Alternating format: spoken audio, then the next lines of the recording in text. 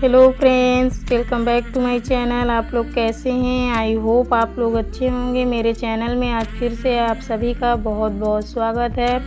तो आज हम दिख रहे हैं आप लोग को किचन में। तो जी हाँ फ्रेंड्स, मैं आप लोग से बता देती हूँ मैं कहाँ आ गई। तो मैं अपने नंद के घर आई हूँ अपनी बेटी को लेकर घुमाने के लिए। तो अभी दोपहर के बज रहे हैं 11:30। तो हम लोग यहाँ आए हैं घूमने के लिए। तो नाश्ता वगैरह हो गया है, नमकीन, बिस्किट और चाय, पापड़ वगैरह से नाश्ता हो गया है। फिर बन रहा है यहाँ पालक के लच्छे पकौड़े। तो दीदी जी पकौड़े बनाने जा रही थी, तो हम बोले कि लाइए हम ही पकौड़े बना लेते हैं, हमारा वीडियो भी शूट हो जाएगा। तो एक तरफ से हमारा पकौड़े सीख गए हैं, अब इसको दूसरे तरफ पलट देना है और अच्छे से गोल्डन ब्राउन सीख लेना है। तो आप लोग को मालूम ही है मेरी बड़ी सासू मम्मी की देहांत हो गई है और मेरी छोटी सासू मम्मी अपने मायके दावत खाने के लिए चली गई थी। तो इस टाइम लॉकडाउन भी हो रखा है, तो मेरी बेटी घर पे अकेले रहते रहते ऊब गई थी। तो वो रो रही थी हर एक रेगुलर और उनकी तबीयत सी भी लेट नज़र आने लगी मुझे।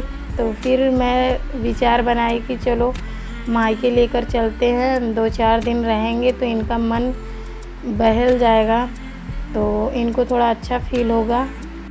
तो जब हम मायके फ़ोन लगाए तो मम्मी बताई कि दोनों भाभी अपने अपने मायके गई हैं घूमने। तो मेरे पास 2 भैया हैं, दोनों भैया की शादी हो गई है। तो बड़े भैया के पास एक बेटे हैं और छोटे भैया के पास एक बेटा एक बेटी हैं। तो मेरे पास 3 भतीजे और भतीजी हैं, तो वहाँ जाकर भी अच्छा लगता है। तो बस इसी कारण वहाँ नहीं गए हैं, नंद के घर पहुँच आए हैं। हस्बैंड बोले चलो दीदी के यहाँ चलते हैं, वहाँ भी भांजी और भांजे लोग हैं, वहाँ भी खेलेगी। काफ़ी दिनों से नहीं गए हुए हैं वहाँ, तो फिर बस यहीं आ गए हैं।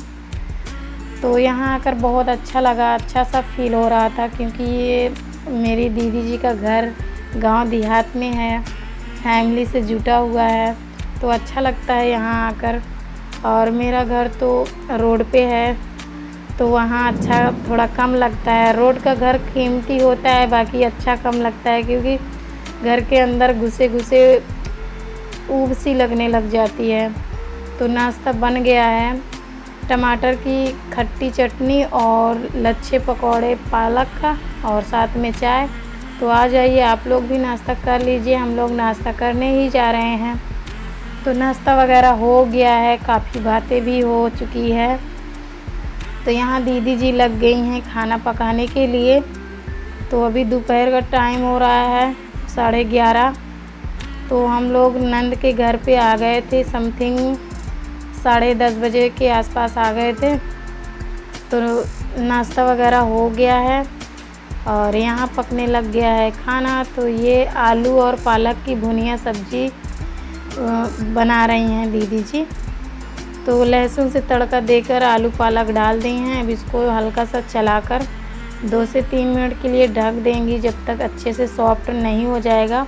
और दूसरे चूल्हे में रखा हुआ है कुकर में अरहर की सिंपल दाल, जो हेल्दी और नमक सी बनती है, क्योंकि मेरी बेटी को भी खाना है तो वो तीखा कम खाती है, इसीलिए अरहर की दाल सिंपल तरीके से बन रही है।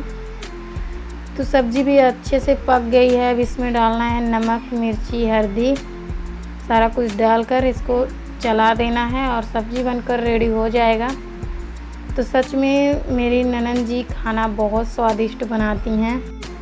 ख़ास बात तो ये है, हमारे जीजा जी भी आ गए थे, घर पे ही थे, लॉकडाउन की वजह से बाहर से आ गए थे घर पे। तो मिलकर बहुत ही अच्छा लगा, अच्छा फील हुआ।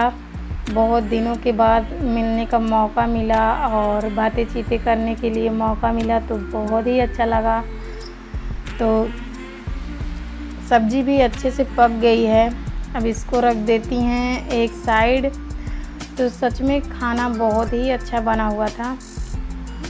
ये देखिए अरहर की दाल भी पक कर रेडी हो गई सिंपल तरीके से, काफ़ी अच्छा बना हुआ है। इसमें सिर्फ़ और सिर्फ हेल्दी और नमक पड़ा हुआ है, बच्चे लोग भी खा लेंगे।